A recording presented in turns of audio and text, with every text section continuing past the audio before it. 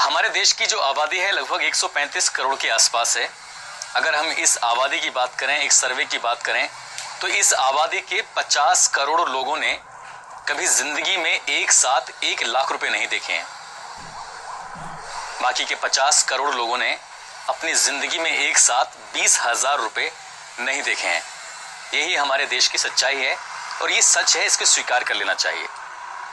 यदि मैं किसी उदाहरण की बात करूं तो मेरी पत्नी प्राइमरी स्कूल की शिक्षिका है। उसके विद्यालय में कई बच्चे ऐसे हैं जो सर्दियों का मौसम आता है तो एक साथ कई शर्ट और कई पैंट पहन के आते हैं, ऊपर से यूनिफॉर्म पहन लेते हैं। जब उन्होंने पूछा एक बच्चे से कि बेटा तुम एक साथ कई कपड़े क्यों पहनते हो, तो उस बच्चे ने कहा मैडम जी हमारे पास स्वेटर जर्सी है ही नहीं, इसलिए नहीं पहनते। अमूमन प्राथमिक विद्यालयों की यही स्थिति है।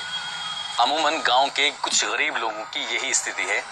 ठंड से बचने की बात हो चाहे भूख से बचने की बात हो, जब भी बचने की बात होती है तो कोई ना कोई जुगाड़ वो निकाल लेते हैं।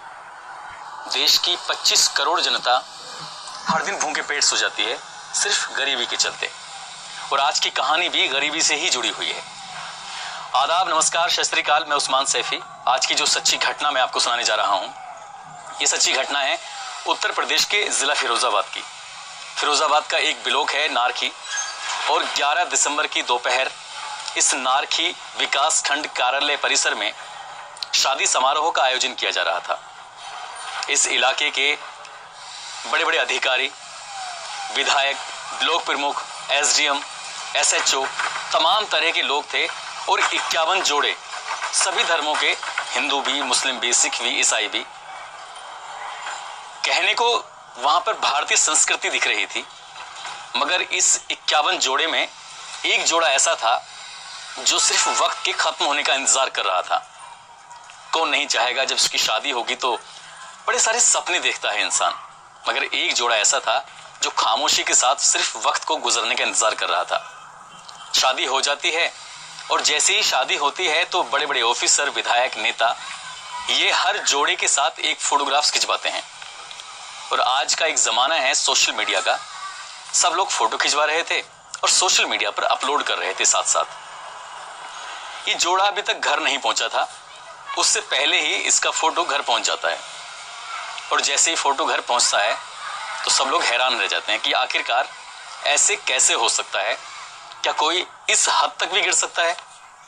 दरअसल ये बेहद गरीब लोग हैं और ये इनका गांव लगता है टूंडला क्षेत्र का नंगला प्रेम के रहने वाले हैं। लड़के का नाम है महेंद्र सिंह, जिसकी उम्र लगभग 25 या 26 साल के आसपास रही होगी, और जो दुल्हन बनी है उस दुल्हन का नाम है ज्योति। ये दोनों रिश्ते में तहेरे और चचेरे भाई बहन लगते हैं। और जैसे ही ये फोटोग्राफ सोशल मीडिया पर वायरल होता है तो गांव ही नहीं आसपास के इलाके में ये खबर तेजी से फैल जाती है कि मुख्यमंत्री सामूहिक विवाह योजना के तहत सगे चचेरे तहेरे भाई बहनों ने शादी कर ली। क्या जमाना आ गया है, सब थूकने लगे इन पर। और इन पर थूकने की बात जब आती है तो समाज कल्याण अधिकारी ने अपने ऊपर बात ना आ जाए इसलिए सीधे वो थाने पहुंचते हैं, पचखोरा थाना है, वहां जाकर मुकदमा भी दर्ज करा देते हैं। पुलिस मामले की जांच में जुट जाती है और जैसे ही मुकदमा दर्ज होता है बात मुख्यमंत्री योगी आदित्यनाथ तक पहुंच जाती है। ऐसा कोई टीवी चैनल नहीं, ऐसा कोई अखबार नहीं, ऐसी कोई वेबसाइट नहीं, ऐसा कोई सोशल मीडिया नहीं जहां पर यह खबर तेजी के साथ वायरल नहीं हो रही थी। जैसे ही खबर वायरल होती है महेंद्र सिंह की सांसें घोटने लगती हैं। महेंद्र सिंह डर की वजह से 11 दिसंबर की रात को भाग जाता है और वो अभी तक वापस लौट कर नहीं आया। उसकी शादी 3 साल पहले हुई थी लता से। उसको 2 बच्चे हैं, एक बच्चा उसका 9 महीने का है और दूसरा बच्चा उसका 2 साल का है। उन बच्चों को कुछ नहीं पता है, उसकी पत्नी को कुछ नहीं पता है, उसके परिवार के किसी भी सदस्य को नहीं पता है। अब मीडिया का उनके घर पर जमघट लग जाता है। ज्योति के सामने कैमरे लग जाते हैं। ज्योति से पूछते हैं कि तुमने ऐसा क्यों किया, तो ज्योति बड़ी ही शालीनता से, बहुत ही शांत प्रिय, मैं कहूं कि वो एकदम खामोशी के साथ जब अपनी बात रखती है तो सचमुच रोना आता है उसकी बात पर। गांव का सफाई कर्मचारी है, वो कहता है कि तुम्हें कुछ पैसे चाहिए, 2 घंटे के लिए आपको चलना पड़ेगा, इसके बदले में आपको 10,000 रुपये मिल जाएंगे। वो सफाई कर्मचारी की बात मान लेती है। बेहद गरीब घर की है, शायद उन्हीं गरीबों में जो लोग शाम को बिना खाने के सो जाते हैं, वही लोग जिनके बच्चे स्कूल में कई कई सारे कपड़े पहन कर जाते हैं, वही लोग जिन्होंने अपनी जिंदगी में 20,000 रुपये आज तक नहीं देखे, वही लोग जिन्होंने 1,00,000 रुपया एक साथ नहीं देखा, ये वही ज्योति है। और उसका जो भाई महेंद्र सिंह है, वो वही महेंद्र सिंह है जो रोजगार की तलाश में इधर उधर भटकता है, सारे काम करता है, लेकिन उसे ठीक से मजदूरी भी नहीं मिल पाती। कितने ही लोग ऐसे हैं हमारे देश के अंदर जो ये सब करने के लिए मजबूर हो रहे हैं। उसे 10,000 रुपये का लालच दिया गया था और वो मान जाती है। उसके भाई को भी 10,000 रुपये का लालच दिया गया था। जरा सोच के देखिए कि कोई भाई अपनी बहन से शादी करेगा? कभी नहीं। लेकिन ये मजबूरी, ये पेट इंसान से क्या कुछ नहीं करवा देता। वो गए तो थे सिर्फ इस योजना का लाभ लेने के लिए। उस योजना से कुछ पैसे मिलेंगे। 51,000 रुपए की ये योजना है जिसमें 30,000 रुपए लड़की के खाते में आते हैं, दुल्हन के खाते में। बाकी 15,000 रुपए जो आते हैं उससे दहेज का सामान मिल जाता है। सही मायने में ना तो उस लड़के को दहेज की जरूरत थी और ना ही लड़की को दहेज की जरूरत थी, लेकिन लड़का और लड़की दोनों ही जो भाई और बहन है चले जाते हैं। और कितनी जल्दी समाज कल्याण अधिकारी चंद्रभान सिंह कितनी जल्दी करते हैं, तुरंत मुकदमा दर्ज करा देते हैं और पुलिस उनको ढूंढने में लग जाती है। और साथ ही इस इलाके के मुख्य विकास अधिकारी वो कहते हैं कि इस मामले की निष्पक्ष जांच की जाएगी। ये इतना बड़ा क्राइम हो चुका है इनके लिए कि ये इसकी निष्पक्ष जांच करने में लगे हुए हैं।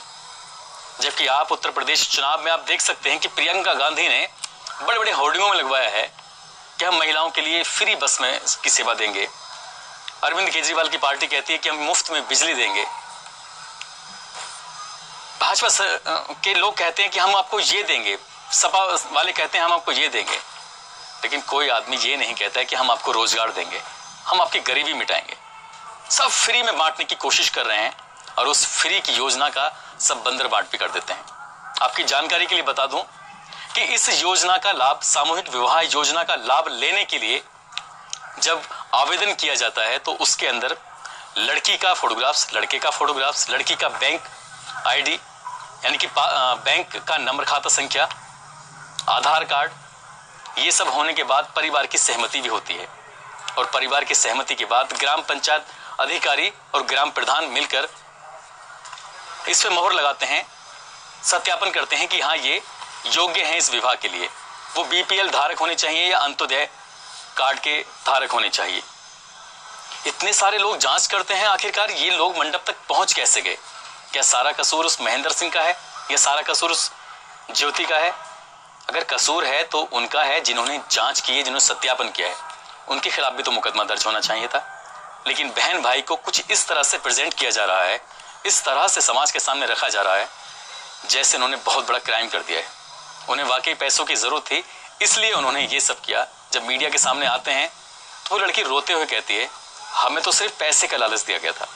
समाज जो सफाई कर्मचारी है वो कहता है कि तुम्हें 10,000 रुपये मिल जाएंगे। एक गरीब आदमी के लिए 10,000 रुपये की रकम बहुत बड़ी रकम होती है, जिसको कमाने के लिए वो एड़ी चोटी का जोर लगाता है, तब जाके मिलते हैं। और उसे 2 घंटे में मिल जाए तो वो कई बार जाएगा। हालांकि उन्होंने जो कदम उठाया उसको ना समाज, ना शासन प्रशासन और ना ही परिवार के लोग इजाजत देते हैं।